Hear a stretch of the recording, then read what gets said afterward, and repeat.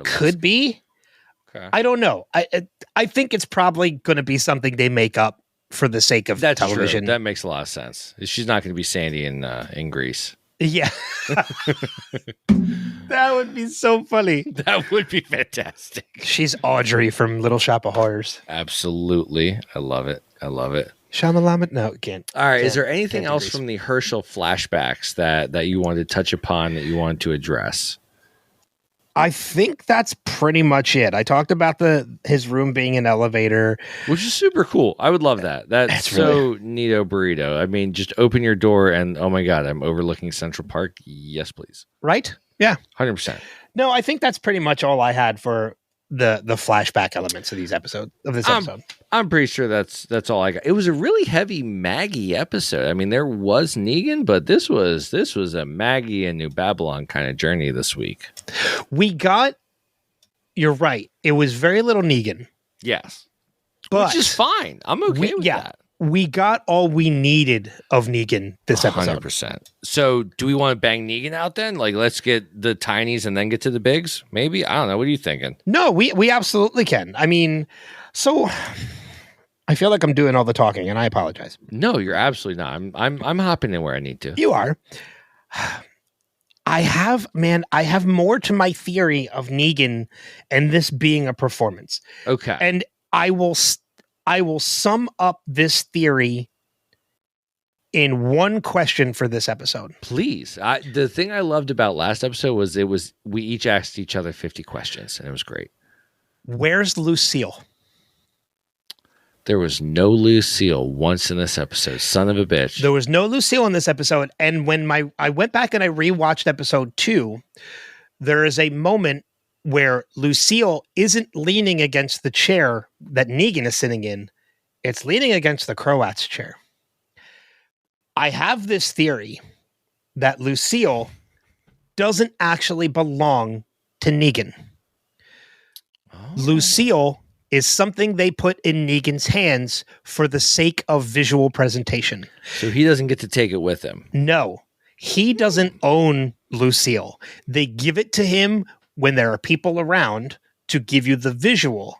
But when no one's around, he doesn't have it. Interesting. Because Negan is not Negan. No, he's not. And that bums me out because I want him to be Negan, but he's not. He's Jeffrey Dean Morgan's Negan, and that's fine.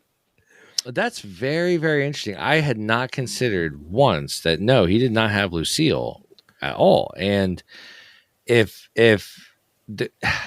me ask you this. Is that because he didn't want to bring it or because the Croat didn't want to give it to him? I don't even think he had it on him. When they were in the car, I mean, and maybe that's it. Maybe when Negan offered to go into Central Park with the other big dude, he didn't carry it in the park with him simply because they didn't have it. But old Negan carried Lucille everywhere. You're 100% correct. You're 100% correct. But let's be honest. Who had Lucille when Negan was going through his power is power mantra? It was the Croat. So Negan had Lucille because remember he shocks Christos. Only once he grabs it from the Croat. The Croat has it while Christos is being disrespectful, and then Negan gets it from the Croat to prove his point. So I like where your head's at, and I'm wondering because the Croat and Negan have a very interesting seesaw of dialogue this episode, and I am fascinated to know where these two stand because I think the show wants us to think that the Croat is some bumbling, pumbling, blah, blah, blah, blah, blah idiot. I think he's playing a level of 3D chess that we don't realize. I don't think he's a simple fool. I think he's good at what he does. Well, I mean, and you're absolutely right. I mean, in that seesaw of conversation, like you said, before Negan goes into Central Park, there's a conversation that's had, and the Croat tells him, like, you need to get a little, I expected you to have a little blood on your hands. Yep. And what happens by the end of this episode? Negan returns to the car. He's got literal blood on his hands. And the Croat looks at him, throws him that rag to wipe off his hands, and says, well, you know, what it is what it is. So let me ask you this. I just rewatched that episode before we recorded tonight, and my question is, did Negan know he still had blood on his hands? Like, how did he enter that car with blood on his hands? Did he just not give a shit and hop in? Like, how was that even allowed to occur? And how is he playing that? What do you think? What's your interpretation there? I don't think Negan is in his right mind. And I honestly think he probably entered that car without realizing he had blood on his hands. That's crazy to me. He's and I'm going to element. And I'm going to go to I'm going to back up a little bit. Still staying with Negan, because we get something this episode that I don't remember if we got it in season 1 or not. We get the first face-to-face of Negan and Herschel. No, we did at the exchange. Hey, what's up, kid? That's right. But this is the first. But that was such a contained, like, no one's making a move. This is the first out in the wild. I'm so happy you're going there. Go ahead, buddy. And Herschel, who found the gun in Ginny's bag, has the gun and takes a shot. He took the shot with the implication to shoot Negan. Yep. But because he has never done that before, because that guy even said, do you even know how to use, were you even trained in how to use that thing? But I think the most important part of this moment isn't what Herschel does. It's what Negan doesn't. He doesn't flinch. He doesn't move. He doesn't try to dodge. Negan was ready to take that bullet if it came from Herschel. Did Herschel want to take that life? I don't know. I think in that moment he did. And like I said, I think because it was Herschel in front of him, knowing what he did, Negan was ready to take that bullet. Only because it was coming from Herschel. Yes, I agree. And again, that's where I lean into Jason's JDM really needs Negan to be the hero. Like, all right, buddy, you don't need to sacrifice yourself like that. But for me, I really want to know what was in that missed shot. I don't think Herschel doesn't know how to fire a gun. And I can't wait to explore more that relationship between Negan and between Herschel, because Herschel really doesn't care about Negan. And I am moderately convinced that if Herschel were to kill Negan, it would just be so that his mother would stop giving a shit where Negan was. Yeah. And I don't know. That's just that fascinates me. Well, and I think that's part of why I think he legit meant to shoot Negan. I also think there's another element here, though, too, in that Herschel is so out of his element in this moment. I mean, think about it. When that other, I forget whatever the Croats brothers' names are, I forget at this point. Oh gosh. Yeah, sorry, listeners. Yep. I forget what they are. But when that guy comes out of the woods and approaches him, Wayland. What? Wayland, the guy that comes out of the woods. Is that his name? Yes, Wayland. Okay. Yes. I was thinking about the Barazzi. That's what I was thinking of. Okay. Because Wayland is a Barazzi. Yes. When Wayland comes out of the woods, Herschel throws that knife at him. Yep. And fails miserably. Oh, he deflects it instantly. Yeah. So, I mean, and we saw Herschel throw the knife at the board before he leaves the mainland and have this look on his face of achievement. Herschel's out of his element. He thinks he's better than he is. Yep. And that could also come into play with the gunshot too. Maybe he's trained, but he clearly, I mean, I think it could be a debate as to whether or not he shot at Negan to hit or he shot at Negan to miss. No, that's fair. Again, man, Logan Kim, phenomenal actor. The anguish in his face during that entire standoff with Negan, I do not know how he was playing it, and that is a testament to the actor. Like, yeah. Great job. But again, I do stand by my point that Negan was ready to take that shot. I agree with that. I think, there are certain people he will die for. There are certain causes that he will. He tried to in the final season of Walking Dead proper, and that I keep going back to Jason's comments because it's seared in my head. But there's a lot of hero in Negan right now, and I'm intrigued to see kind of what happens there. So let's talk about Negan and Waylon a little bit. Okay. I think that dynamic was interesting. I think the second he said 2 lines and it was obvious he was going to be an antagonist, you knew he was going to die. This episode, most likely, he had red shirt written all over him. And at least he got a little bit of character development. But number one, when Negan and Waylon get up to the vines in Central Park and they have to walk through, and it's a classic, fantastic Walking Dead moment, walk through the vines, don't get hit. Why aren't you just sprinting through? Why are you slowly walking through the vines? Just sprint on through. That's my advice to Negan. My advice would be, why are you going through that tunnel at all? It did seem they could have gone around it rather easily, didn't it? And not to jump ahead, because this is part of the Maggie storyline, but it's like when Pearlie and Maggie and Lucia and all of them approached the tall grass that they had to cross to get to the lake. I audibly, when I was watching this episode and I saw them and I saw that tall grass, I audibly was like, nope. Hell no. It screams the raptor scene from Lost World. Obviously. Yep. Obviously. Everyone, but you know what?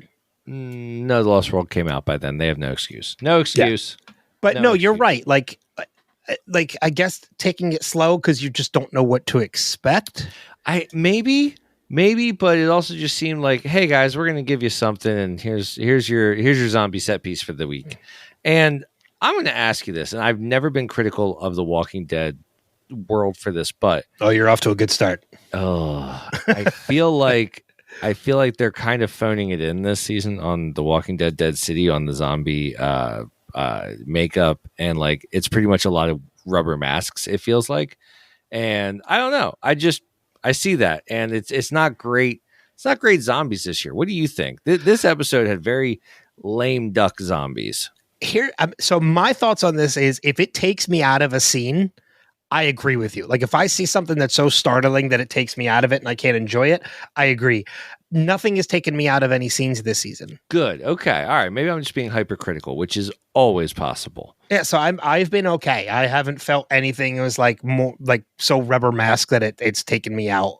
Okay. And I've had trouble concentrating. No, I've still been enjoying the makeup and everything. I mean, look, I'm also saying this as somebody who has shared the stage with Greg Nicotero. Fair enough. So I'm a little biased because I love Greg. I've gotten to know Greg over the years, and I'm a little biased.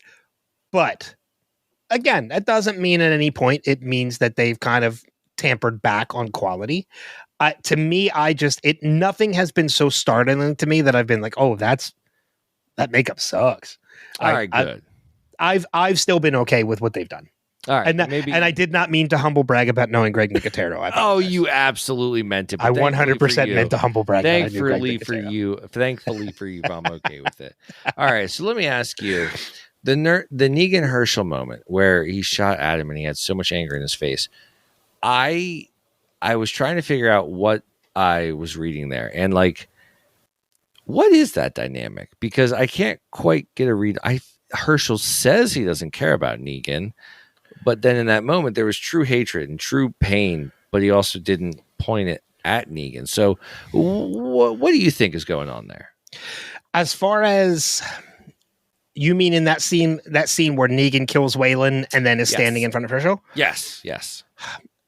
There's clearly a conflict here because, I mean, again, I go back to my whole thing about how Negan just stood there while Herschel had the gun, didn't try and talk him down, didn't try anything. He was ready to take that bullet for Herschel because Negan feels he deserves it after what he's put, Negan through, or what he's put Herschel through.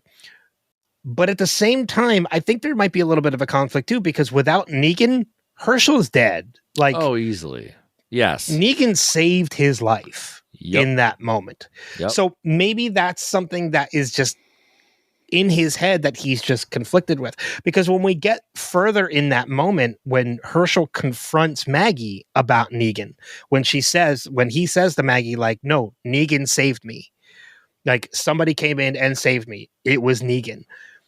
And then seeing Maggie's reaction, he kind of goes off on her.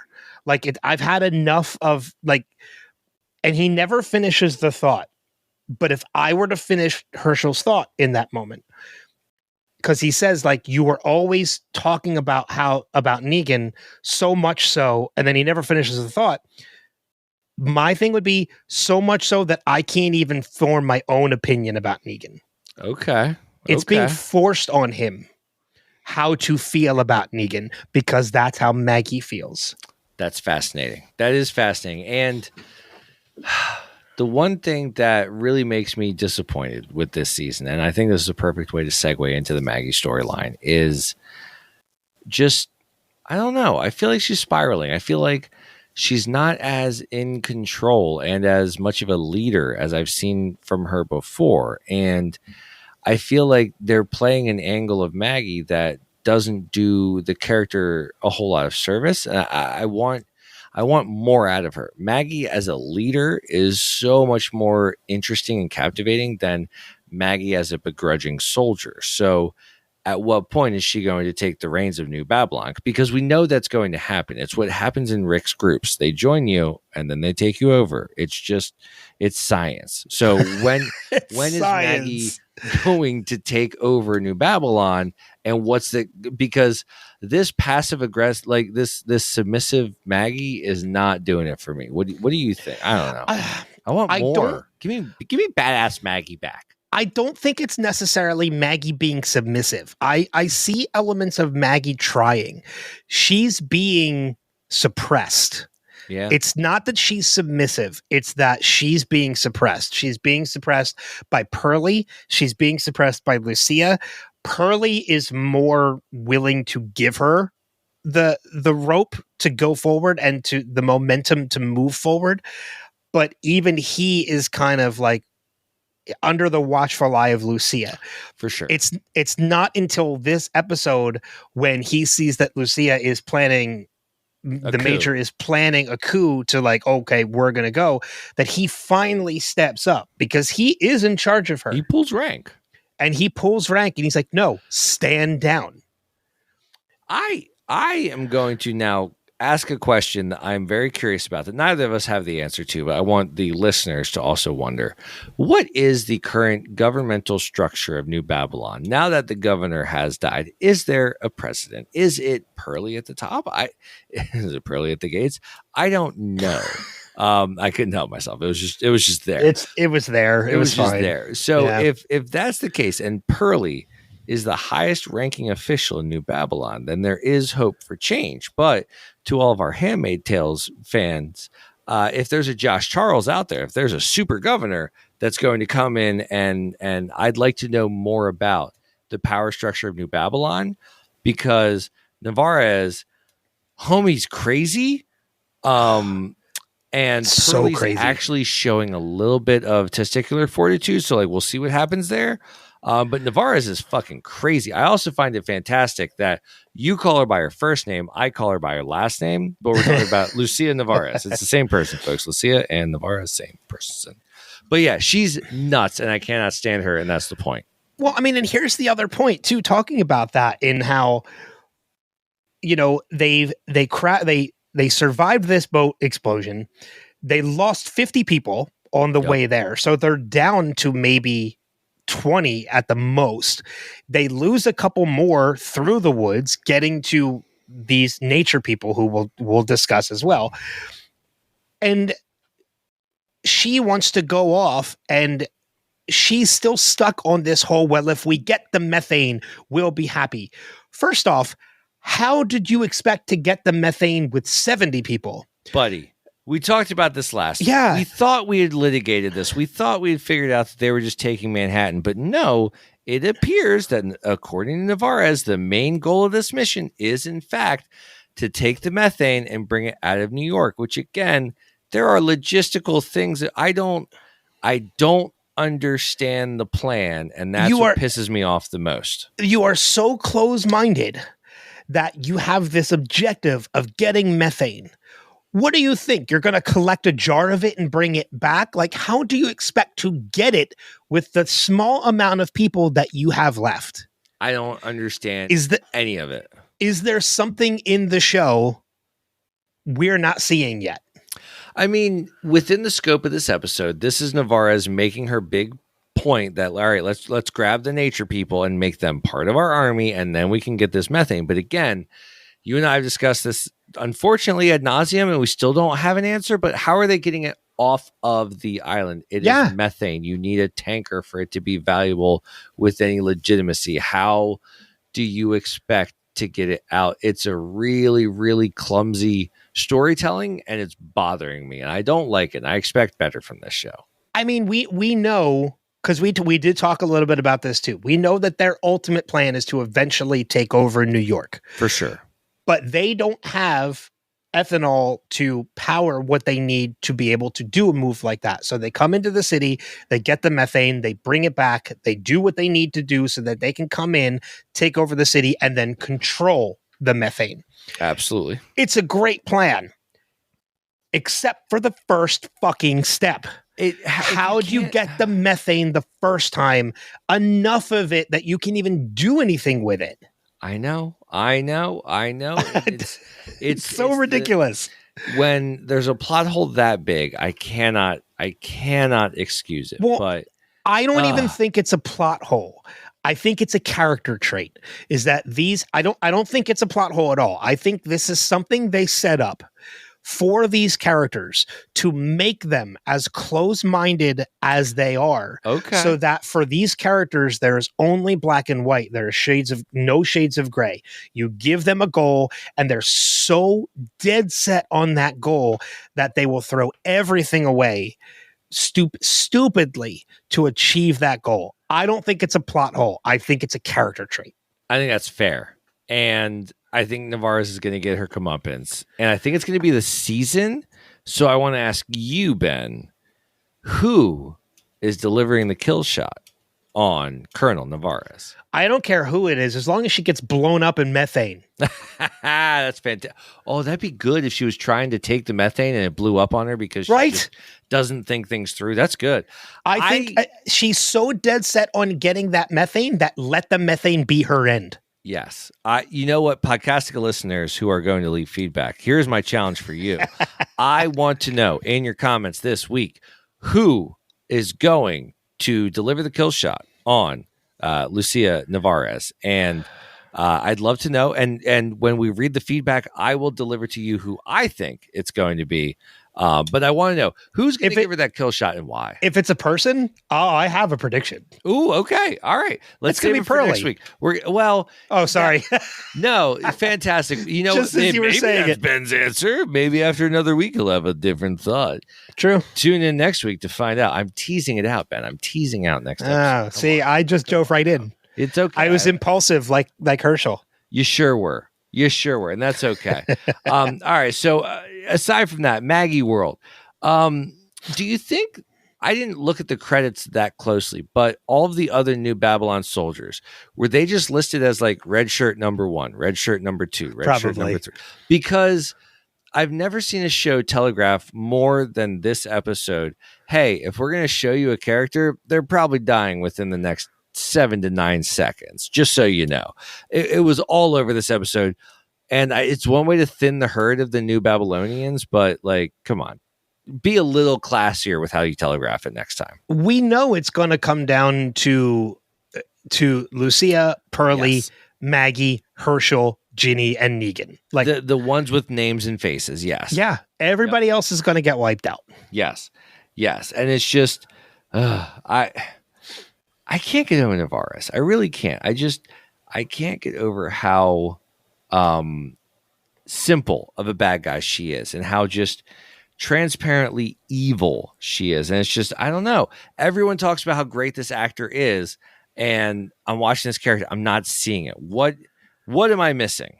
Well, I mean, I think you kind of answered your own question. I think when you have an actor who is so good at their craft, excuse me, that they can make you hate them as much as we hate Lucia. For sure. They're doing a damn good job, because this is a character who last episode in season 2, I honestly had a thought in my head of, okay, what if something happens and she comes around the same way Pearlie does? And within an episode, I'm like, no, this bitch needs to go. For sure. For sure. I was proud of Pearlie for pulling rank. So at one point, Navarez was trying to really just take over. We haven't really set up the village people yet, have we? No, we haven't. All right. So at one point, Maggie and company find a refuge in which they're able to escape the Zeds of Central Park.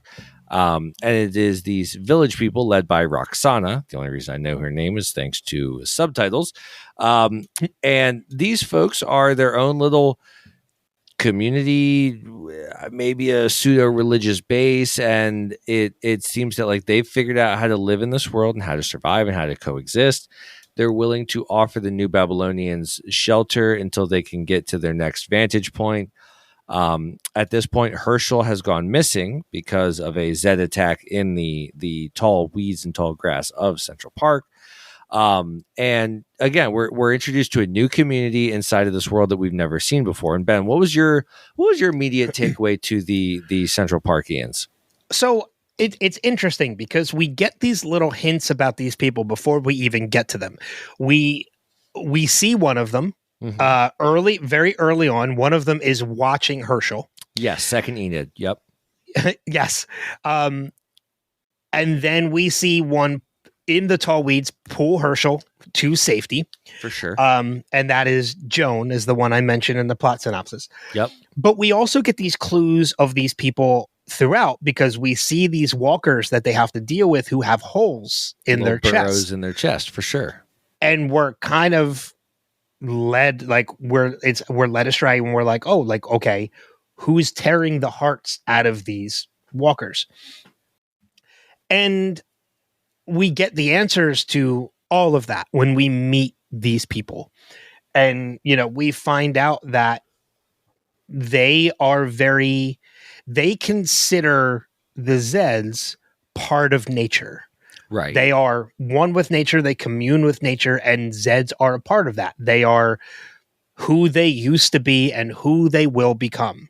And in that essence are also their protection. They help them to stay hidden. Yep. And anytime in death,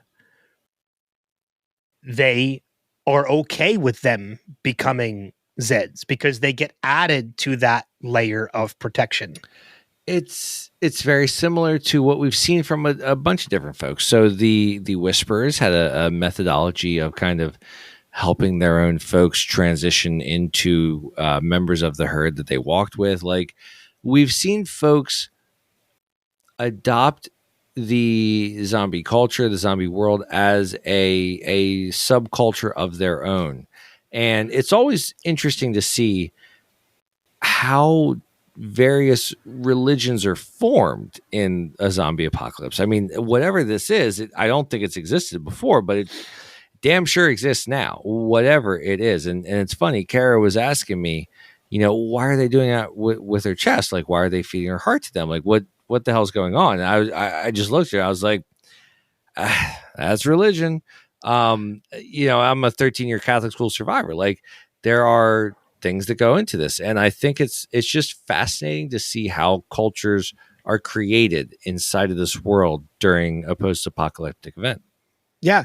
And what's funny too is, when it came to removing the heart of the person who passed, and that being part of the ceremony, initially as I was watching that, there was a part of me that was, oh, okay, so they must believe that if they remove the heart, because I was trying to conceptualize what it was too. If they remove the heart from the person before they turn, it preserves their soul. Something, yes. And then in the next scene, we see them feeding the heart to the Zeds. And I'm like, okay, so it's definitely not preserving their soul. For sure. Because they're feeding the soul to, if that's the case, then they're feeding the soul to the Zeds. But then something else came to my mind, and I'm like, I don't know why they would do this because it's not needed, but maybe it's just in their ideology. If you've been a cat owner and anytime you have a mother cat and you bring in a kitten that does not belong to that mother, you have to do what is a scent transfer. Mm-hmm. Yep. You have to find ways to get that cat, the mother cat, to recognize the scent of the kitten so that it takes it on as its own, because otherwise it's going to reject it. So maybe feeding the heart of the person they just put out there is a scent transfer, even though, again, it's not needed. That Zed's going to walk up and just walk off with the rest of them. Joan's just going to walk off with the rest of them. But maybe to them, that was something they felt they needed to do to add her to the community of Zeds that were out there. They fed a part of her to them so that they accepted her. You know what, Ben? I have no reason to believe or disagree with you, so I am choosing to believe with you because that is beautiful. I love that. I really did. But I mean, and again, like, it adds an element to those characters that if that is the case, and again, we're not saying it is or it isn't because we don't know, but if that is the case, that means that they really do truly believe that these people, that these Zeds are not just literal walking dead. Right. They're just a member of the ecosystem, of the evolution of humanity as time goes on. And it makes sense for people that revere Mother Nature. I like that. This is part of Mother Nature. I like that a lot. Did you feel like the Zeds in Central Park were kind of like, how do I... all right, so to all of you geeks out there like me who have played Final Fantasy, it's like in Final Fantasy VII. Okay, when you get to Disc 3, but you go back to Midgar to fight people, and like they're really comically lame and comically super easy to kill.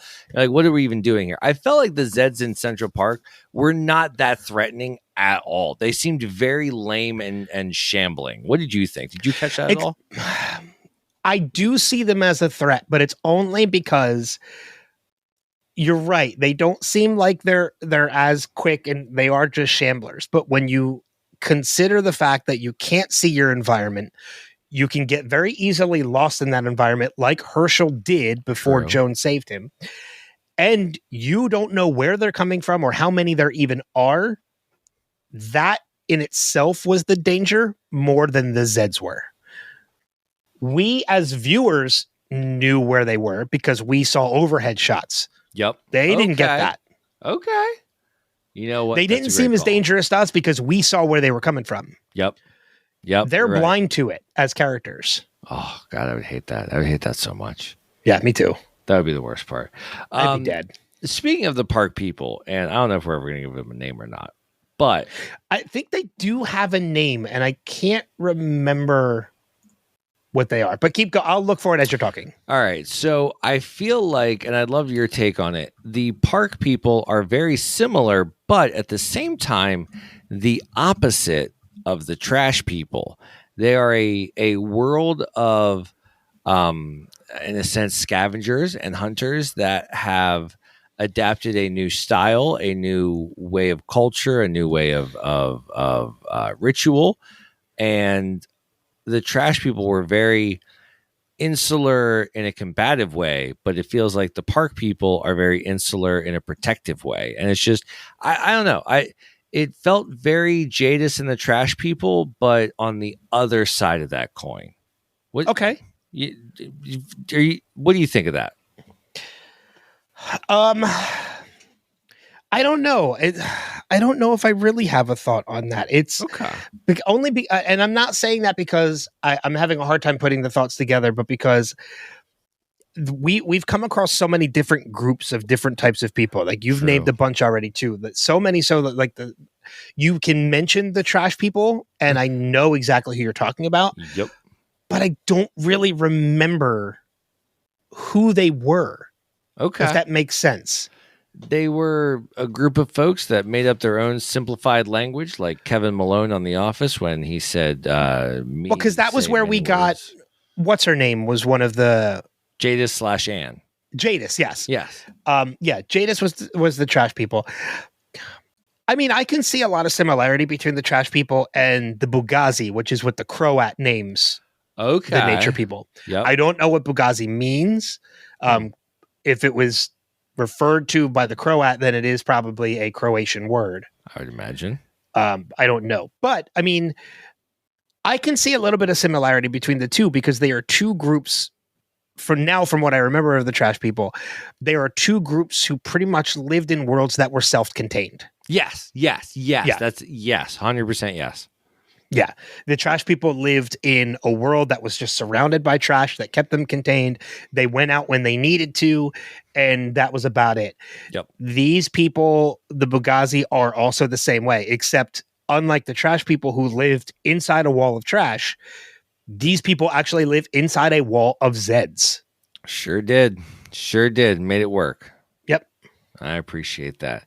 I hope that answered your question. I'm sorry. I don't know what my question even was, so we're good. All right. Okay. What else do you have for the Maggie storyline this week? You know what? I was going through my notes as we were talking, and in all honesty, I have everything crossed off. Nice. I've got a couple more notes, I suppose. Let's do it. All right. So number one, Pearly, horrible negotiator. I would not buy the new Babylon that he was selling. It sounded awful. Really happy that Maggie pointed out just how terrible his sales pitch was and that he was just telling them all the ways that they will be subservient to New Babylon in the future. Like, but what the hell is he doing?